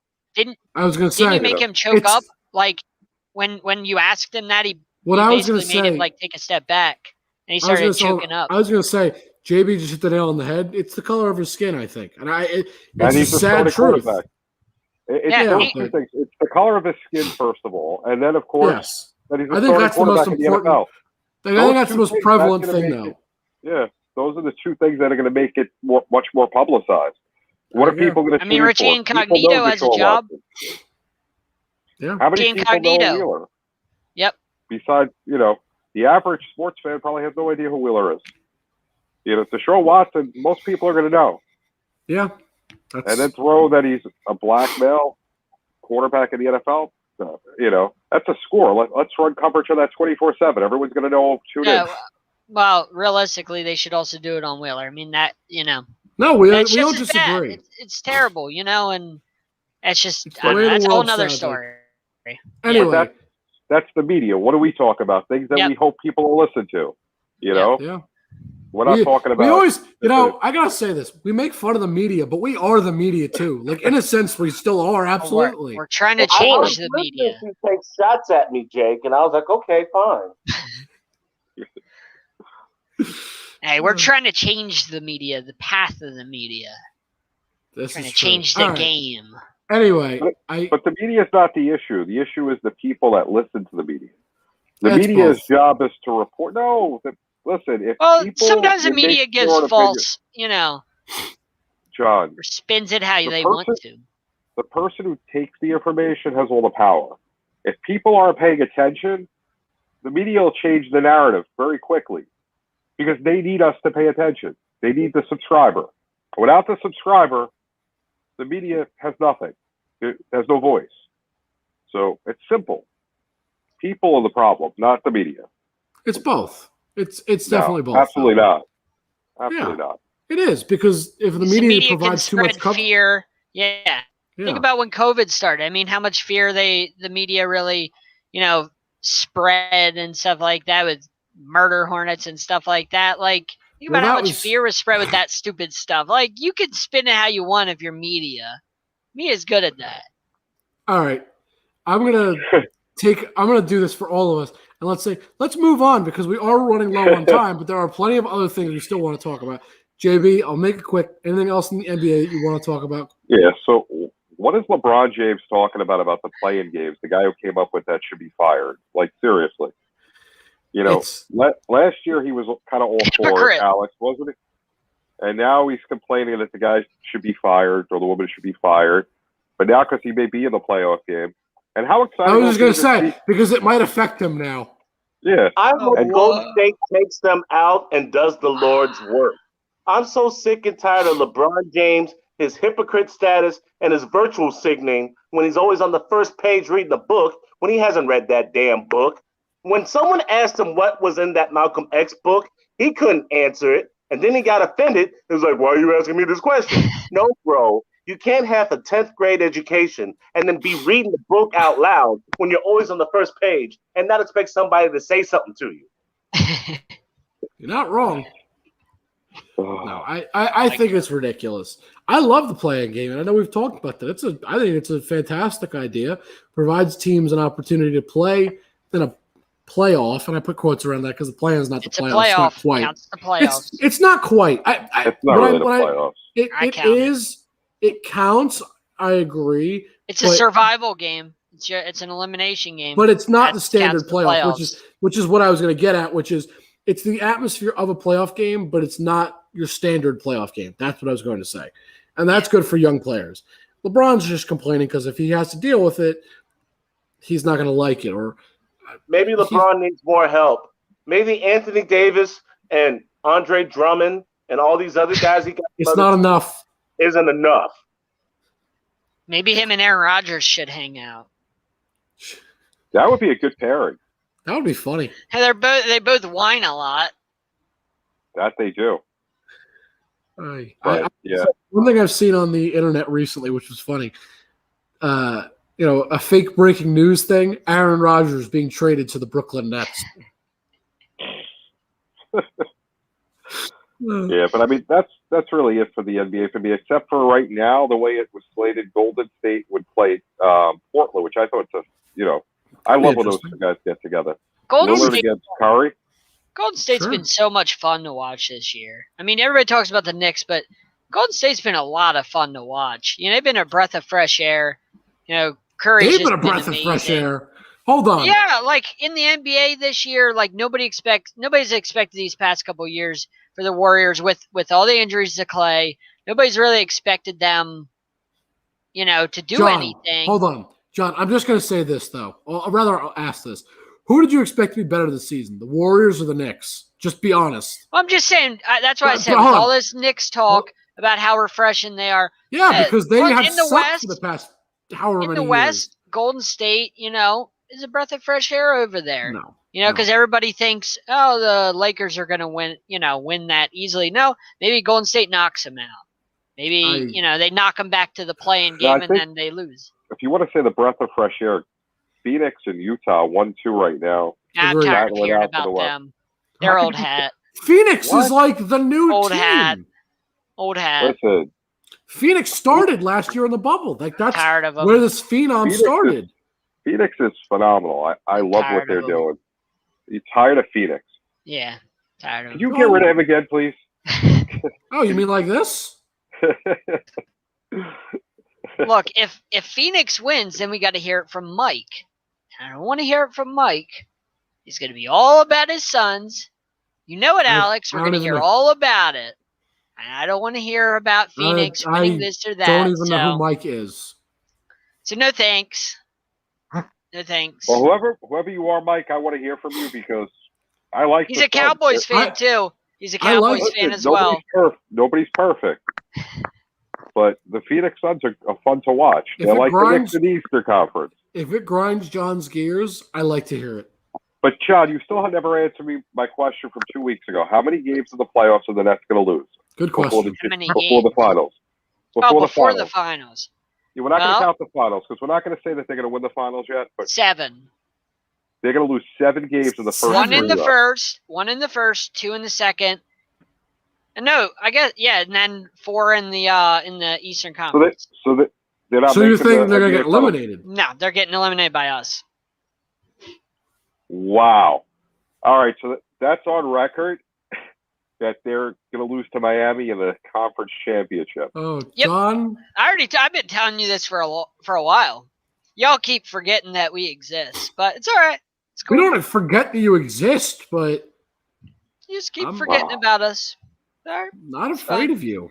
Yeah, didn't you say it last year? Last year was different, and I'll explain how. You kept telling Last me year the Bucks you were gonna beat surprised. us. You kept telling us the Celtics were going to beat us. How did both of those series end? That's right. And we would have beat the Lakers had we not gotten hurt. Oh, shoulda, coulda, woulda, but guess If we what? hadn't gotten hurt, we would have beat the Lakers. Nobody Wow. cares. I do. Wow. I do. It So matters. you The guys- nation cares. So you won the championship last year, is what you're We saying? would have if we didn't get What? hurt. Hey, John. guess LeBron what? James got an easy path to John, guess championship what? because we were all banged up after Hold the on, first quarter. John. Tom Brady would have been 19-0 if it weren't for the Giants. But guess what? Nobody cares because he's still not. I Best care. comment of the night. Best comment of the night, John. Read that for me, please. Look, Read I it, care John, that read I it. care that the John, Patriots lost read it. because I'm a Dolphins fan. John, read it. Read it for me. Look, context matters. If All we right. didn't get hurt, I'm going to beat say those this. Lakers. I'll say this. As the great Ricky Bobby once said, fantastic movie, Talladega Nights. If you haven't seen it, go watch it. If you ain't first, you're last. John, you lost. You weren't first, you're last. No one cares. Look, In history, we beat your history doubt. remembers. You doubted history us. remembers the champions, You not doubted us all necessarily last the year. losers. You doubted us all this year. And we're going to prove you wrong again. We haven't doubted you all year. We've doubted you the You- past, what, 2-3 Every weeks time- maybe? Every time you guys talk about the best teams in the East, you don't say the Heat. Every Yeah, time. because they're It's all right. It's cool. they're That's how hurt. we like it. hold on, they're still hurt. They are in 6th place. You can't say they're one of the best when they're in 6th place in the East. The Look. Knicks are ahead of them, John. The Knicks. Right. But we've been banged up all season. We haven't been healthy. Okay, so Get why do you healthy. expect it to change all of a When sudden? we get healthy, we've won 4 in a row. Ooh. Won 4 in a row while having all of our good players just, he's out, he's out, he's out. We still won 4 in a row. John, guess what? He's out. The Heat are out of the playoffs. See, we're currently in the playoffs. Just saying. No, you're missing what I'm saying. John, what I'm saying is in the playoffs, it's going to be it. What you were missing on what I said was in the playoffs, what's going to happen? This player's out. The Heat are now out of the playoffs because they get kicked out. That was what I was making a joke about. Well, you're not going to beat my Heat, so next. The Knicks might not have to play the Heat. Yeah, well, they'll be out. I'm not saying the Knicks are going to win. I haven't made that argument. I know where we stand. At least I know my place for my team. I do too. It's the NBA Finals, winning it all this year. That's cute. So that's pretty much it for the NBA for me. Any word on Zion yet, Alex? Was that? Any word on Zion? What happened? I think it was an ankle sprain. I mean, the Golden State was beating them up anyway, so it doesn't matter. All right. Well, you avoid major injury, though. If it's an ankle sprain, that's good. You don't like to see that. Much better than what it could have been. John, what's going on in baseball, John? Hey, look, my Orioles have been a lot of fun to watch. Not going to lie. I've quietly, been impressed with my Orioles. I know you guys don't care, but like last year, they're a scrappy team. Not ready to make it to the playoffs yet. Not there. It's going to be a couple years. They're a scrappy team that's really given teams like the Red Sox and the Yankees, giving them some trouble. So I've been, impressed with my O's. So that's what I have to say about baseball because I don't want to talk about. All right, there's a clear thing that has to be talked about. JB and I started talking about it. Can I say one thing before I go? Yes. Houston played New York tonight. First time they've been back since the whole trash gate thing. Alex, we were going to just talk about that. I was just thinking about that because JB and I wanted to talk about it. Read my mind. I wish the Astros luck because people are holding grudges. That was a good team, regardless if they cheated or not. I agree. Should hold grudges. All I'm saying, cheaters. Later on. Go on, Alex. Look. Yeah. Alex brought up exactly what I wanted to talk about. And it should be more. I just want to see them destroy this team. That's not what I care about. Well, they're beating them 7-3. What I love, Jose Altuve, first batter of the game. All you hear from Yankees fans, boo. All you can hear filled with boos. Did you see the quotes from the Yankees on Twitter? I didn't. Where was it? Oh, I'm gonna go look for it right now. Hang on, I'll get it because I retweeted it. Give me a sec. I talk about something as we go. Well, as I was, but the point I'm making is got it here. Aaron Judge. I know what you're talking about. Yeah, I saw this. I just don't think it holds any value. You didn't earn it. That's how I feel. It wasn't earned. Gleyber Torres. If you cheated in 2017 and you won, why don't you cheat the next year and the next year too? Giancarlo Stanton. I feel if I knew what was coming in 17, I probably would have hit 80-plus homers. So, Love it. Listen, I have no respect for the Astros. I agree. I hope that they lose consistently, until all these guys that were on the team in 2017 are gone. That's it. Look, they deserve all the boos that they're getting, and I'm loving it. Love it. Because this is the punishment that they're supposed to receive according to Rob Manfred, because they couldn't punish them due to the agreement they had set up, which, whatever. Still bothers me, but I'm not going to get into it. Anything else in baseball? Nope, that's about it. Much. I just wanted to talk about my O's. I'm so proud of how well they fought when they have nothing John. going on. But John, I'm proud of myself. The biggest story in baseball tonight is the Astros going to the Bronx, having to face fans the first time. This is the biggest story in MLB today. I don't like talking about the Yankees. Hold on. I got to go back and find something real quick. Okay. I just saw the best thing on TV right now. Uh-oh. I've got to share this with you because of course, we're talking about the Yankees and the Astros, and I have the game on my screen. This is what I just saw. You see this? How great is that? If you don't get the joke, I'll explain it for anybody that doesn't understand it somehow. If you don't understand it, I'm sorry. It was the most recent Toy Story. The character's name was Forky, and his joke was that he would say to Woody, "I am trash." This gentleman has decided to make Jose Altuve become Forky and make him trash. As he says, "I am trash." And even better, if you look at the bottom of the screen, it says Houston Trastros. I love impressive. It. That's pretty impressive. Pure genius. It just so happens to be that we were talking about the Astros. You gotta love Yankees fans. That should go on a shirt. They should put that guy should sell that on a shirt. That guy should sell that on a shirt. That was pretty good. That was one of my favorite moments from this game so far. That was impressive. I'm not gonna lie. That was creative. All right. Do we have anything else, guys? Nope. Happy Star Wars Day, everybody. Hang on, Jake. What's going on with the Capitals, Wilson, and the Rangers? Oh, don't get me started. We got to bring that up. Thrown out of the league. I didn't want to talk about it because I was You got to talk about it, Jake. That guy, if Montez Burfict gets thrown out of football, this guy should be thrown out. You're doing a job right now, not talking about it. That's the biggest hockey news right now. How are we not talking about it? I was so infuriated, you have no idea. And the fact that his only punishment was a $5,000 fine is beyond me. Nothing. Yeah. I mean, this guy's a bum. He just beat up a player for no reason.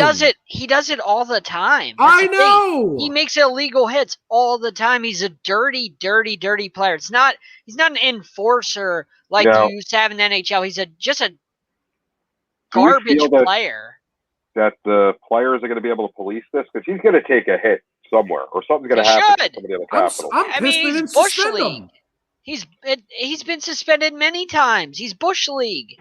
But that's the one good thing about hockey. The players can kind of police themselves as long as the guy didn't get seriously injured. But he has hurt people before. That's the thing. I'm not disagreeing. I'm not disagreeing with you, but I'm saying it in hockey. You know, players at least can police themselves. It's not baseball where you're throwing a ball at somebody's head and you know, it's different. Basketball where in hockey you're hitting consistently. You know, so there's chances and they have fights and everything. All right. I pulled up the video real quick, so I gotta show to anybody that has no idea what we're talking about here, because this was an atrocity. I mean, everything he does is an atrocity. I know. I don't like that man. All right. I want to make sure. All right. We can see it on the screen. All right. This was the play. Tom Wilson is right here. 43. He's 43 on the bottom. He's down here. Just watch what he decides to do. There he is. Watch him. And he did that first. So he just, hold on. That was the first offense that we didn't even talk about. What did he do? Oh, he just took his I believe his stick is in his hands. I can't see. But regardless, I know he takes his hands. He just took a cheap shot. Yeah. That's not a cheap shot. I wouldn't even call it that. He took a guy's head and slammed it on the ice. And that wasn't even enough. Well, why wouldn't it's going to get worse. Why wouldn't another player take him? There you go. That right there. Hold on. Let's watch that again, will we? I don't mean to cut you off, John. Let's just watch this. Body slams Artemi Panarin like this is WWE. Excuse me. We play hockey. I mean, what is that? The guy should be kicked out of the league. I mean, if Montez Burfict can't play in the NFL, this guy has no business playing. I mean, how in hockey? And then he continues to beat him up as if that's acceptable. This guy's. What I want to know is how is that a $5,000 fine? If that's the case, what's to stop him from doing it ever again? I know that's what I mean. I mean, that's barbaric. That's not even like. I have to ask how has he not gotten a lengthy suspension, basically out of the league? But Todd Bertuzzi basically got knocked out of the league for his dirty hit, checking from behind, and if you remember the Todd Bertuzzi hit. If you remember that, Jake. I could not agree with this more. And yes, I know exactly what you're talking about, John. Yes. The Todd Bertuzzi hit was just atrocious. I don't get it. I don't know. And that's what Tom Wilson basically does all the time is those type of low hits. What's even worse about it, it was 2 offenses if you look at it. It's First, not even he slammed Pavel Buchnevich into the ice, and then he took Artemi Panarin, and he didn't just slam his head. He just body slammed him into the ice. But the thing is, where are the rest of the Rangers? Yeah. I mean, someone's. There was a fight. There was a fight after. A fight ensued. Trust me. No, you take 2 guys. You take 2 guys and you go and beat. That's what you do. You send a message that this guy's not going to do that again to your teammates. You take 2 guys and you go and beat him up. In hockey, you go after that star. That's it. Yep. Bye. Well, Ovechkin was already out of the game, I believe, at that point. So nothing you can really do. Yeah. That was if that's the route you want to go. Send a message that he won't do it again. Yeah, but maybe, while I agree with you, maybe they don't want to stoop to that level. I don't know. Well, I don't agree with it. If you just saw your teammate get body slammed without a helmet on, could have hit his head and cracked it open, I would. There was a spear fight. Him. That's what I would have done. Yeah, That's what I would have done. I know, but then you stoop down to his level, which doesn't it doesn't make any matter better. at that point. I mean, he just took 2 of your guys and beat the crap out of him for no reason. But no, a fight did ensue after that. I mean, there was a large fight going on. If I show you the video again, there was a fight with literally every player on the ice in front of the net. I saw that. Yeah. So it's the problem was those moves that Wilson made were in the midst of the fight. The Buchnevich thing, I think, is what caused the fight. And then what he decided to do to Panarin was during the fight itself. And so what are you going to do if you don't even see it? Like half the guys were in the corner. They didn't even see it probably. So, I mean, you know what I mean? They can't do it in the moment at least. He's just a low life. Oh, absolutely. That's the best I can say about him. No, I don't disagree. Anything else going on, guys? Hurricanes lead the NHL in points. Like I said, anything else going on? Another win tonight, baby. Another win tonight. John, I'm just going to say this because I will preview this more when the playoffs are set, but that doesn't mean anything this season, and there's a simple reason. And I've said that for every team. Leading the league in points. Hold on. I've said that for every team. They're leading the division in points because they haven't played outside the division. Exactly. League. No, they are leading the league technically, Yep. but what JB is but what JB is saying is they haven't played outside of their division, so We've it's never a little bit. We've never had a President's Cup trophy, so I would like one. Well, we'll see what happens. Like it's one. not over. Season's not over. I know. I'm Season's just not saying over. I would like one. I would like to see one. The point is, though, I hope you get it, but you're not getting the Stanley Cup. The point, Well, the most important, good. the important thing to point out, though, at this point is this: they haven't played outside the division. As a test of how good they are, it's hard to judge. Their division has a few good teams, but not a lot. When you look at the division, the Panthers have the 2nd most points in the league, and the Lightning have the 4th most points in the league. Again, that's a few good teams. Predators, not very good. That's 2 of the top 4. All right, but three of the top 4 teams in points are in that division. What does that say about you? That says that your division is top heavy. You exactly. Teams beating up on lesser teams. I would say the Rangers division, and I'm not trying to pick them because they're my team, but they're a good example of a non-top heavy, but just hard division in general. Because if I give you what is normally the Metropolitan, but it's considered now the East, if I give you a rundown of the top 4, they're all good. And I would argue that the top 6 are all solid teams. The Penguins, Capitals, Bruins, Islanders are top 4 right now, and Flyers are number 6. They aren't a terrible team. They haven't played well this season, but overall they're a solid team, and Rangers happen to be 5. They're not a great team, but they're not terrible. The 2 bad teams are the Devils and the Sabres, but they're not top heavy because it's 4 straight teams that are great. I mean, if you look at that, you have Penguins, Capitals, Bruins. All 3 teams have won a Stanley Cup in the past 10 years. Most, I would say 2 out of the 3 have won multiple. And it recently, very recently, Islanders are a great team. Haven't won recently in the playoffs in terms of a cup, but they have been great as of recently. Yes. Flyers just have won in this past 10 years or so. Again, I'm just pointing out championships recently, right? And they were good last season. They struggled this season, but they're still not like a garbage hockey team like the Sabres. Still a solid team. Sabres are awful. Right. So my point is, though, it's a tough division. It's a really hard division. The Central this year, it's not easy, but it's tough. Oh no! The Lightning, the Panthers, and us are really good teams. All three of them, are really good teams. But if you exclude the Panthers and the Lightning, and Stars are a better team than what their record shows. We're assuming we're keeping the Hurricanes, right? You still have, of course, you faced 5 teams that sucked. Well, I don't personally think that the Stars suck. I mean, remember the Stars? They made it to the Stanley Cup last year. I know, but they're right. But it's just they're in a division they're in a division with 3 fantastic teams. So that's really hard to, overcome. Right. And guys, that goes to my point, though. So you don't have to worry about 5 out of the 8 teams, and you're one of the teams. So it's really 5 out of 7 teams that you have to face. I would love that. For other teams in my division, you have to worry about, I would say, at least 4 out of 6 teams that you can play, arguably 5 out of 6. Because if you count the Flyers, and I'm just taking the Rangers as, because they're my team. So they are the team that you're excluding in this case. If you include the Flyers, it's 5 out of 6 teams you have to play. You have to worry about. The Flyers haven't been very good this year. Right. So even if you do 4 out of 6 teams is a lot scarier. Those are teams you have to worry about.